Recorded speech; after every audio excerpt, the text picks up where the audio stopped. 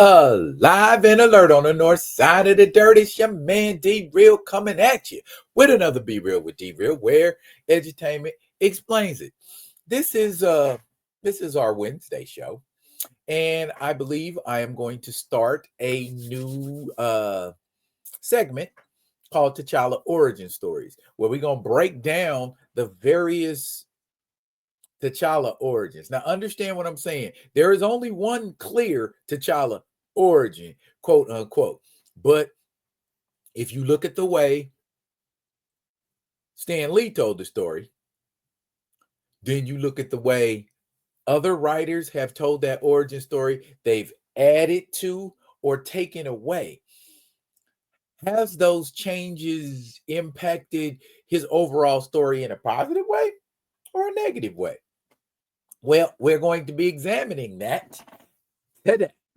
And before we do, let's do what we need to do so we can do what we want to do. Comment, like, subscribe, and share the Be Real with D-Real page so that when new material comes out, you get it. If you're digging what a brother shoveling, I've been saying that for years. If you're digging what a brother shoveling, put some dirt in my bucket, comment, like, subscribe, and share the edutainment as I am about to do. Yeah. I'll use images and I won't bore you with my face. Boom. There you go. Fantastic Four, number 52, is the introduction, like it says on the cover of the Black Panther. We got no origin story in this book. Oh, how they gonna do us? Just gonna introduce a bomb-ass black character and ain't gonna give us no origin story? Calm down. They gave us the origin story in the very next issue. So,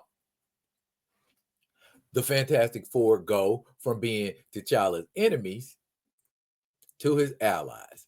Just that quick. You know what I'm saying? T'Challa ain't holding no grudge because T'Challa didn't have any ill will towards the Fantastic Four in the first place. They were a test. They were a litmus test, so to speak. If I can whoop these cats, surely I can beat this guy who's harassing my kingdom and giving me problems.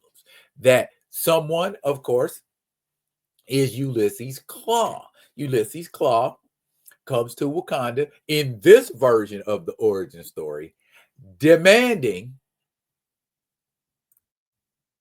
that the Wakandans give him the vibranium. They didn't give him the vibranium, and so there was a fight. And T'Chaka got unalived.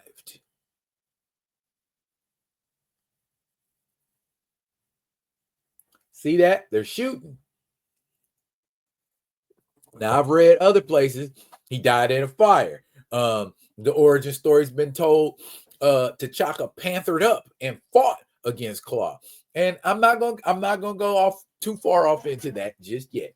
But bottom line, young T'Chaka comes across his daddy, sees him unalive, and in revenge, whether purposefully or inadvertently, he ends up taking Klaue's hand, well, damaging his hand, because in the next frame, he's holding his arm, but he still got his hand. Long story short, origin story gets told. We find out Klaue gets transformed into that, a being of living solidified sound, and T'Challa's first arch enemy, because they got personal stakes involved. Now, that's not the end of T'Challa's original origin, quote unquote, story arc, as told by Misters Lee and Kirby. That story continues in this book right here, Avengers number 87. Strangely enough, T'Challa at this point, I believe, is the chairman of the Avengers. Wow. In the late 1960s, during the Civil Rights Movement, we made T'Challa the leader of the Avengers. That's interesting. Anyway, in this story, we get to hear T'Challa's origin. And we find out T'Challa had a homie named Batumba. Him and Batumba did everything together. And T'Challa was always better than Batumba at everything. Bottom line, we come to find out T'Challa's better at physics. T'Challa's better at engineering. T'Challa's physically better. I believe that's Batumba running behind him in the hurdles, swimming behind him when he's swimming. T'Challa getting more honors and accolades, not to mention the babes, lower right. Batumba's getting nothing. So how does Batumba feel about this? Batumba goes and joins AIM. Matter of fact, according to Batumba, he joined AIM in college. So he been hating on his so-called best friend for a long time. All right.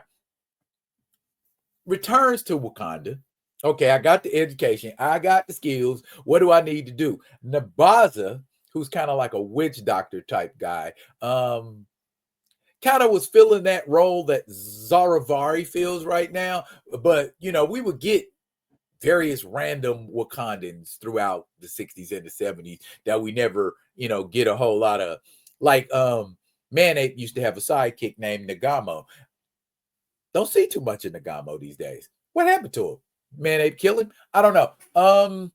I didn't follow it like that after Avengers. But anyways, bottom line, what trials did T'Challa have? This was a trial T'Challa had. Nabaza told him you had to defeat 12 of the finest warriors in Wakanda. He does it. Now, is that making him worthy of the heart-shaped herb? Nah. You know what? Nabaza told him, you got to go get that joint. Okay? We ain't just going to hand it to you. We ain't just going to give you a potion and be like, here, bro, sip that.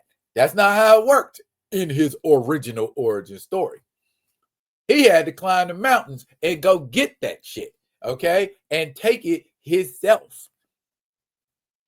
After he took the heart-shaped herb, he found out AIM was in Wakanda. AIM get in Wakanda.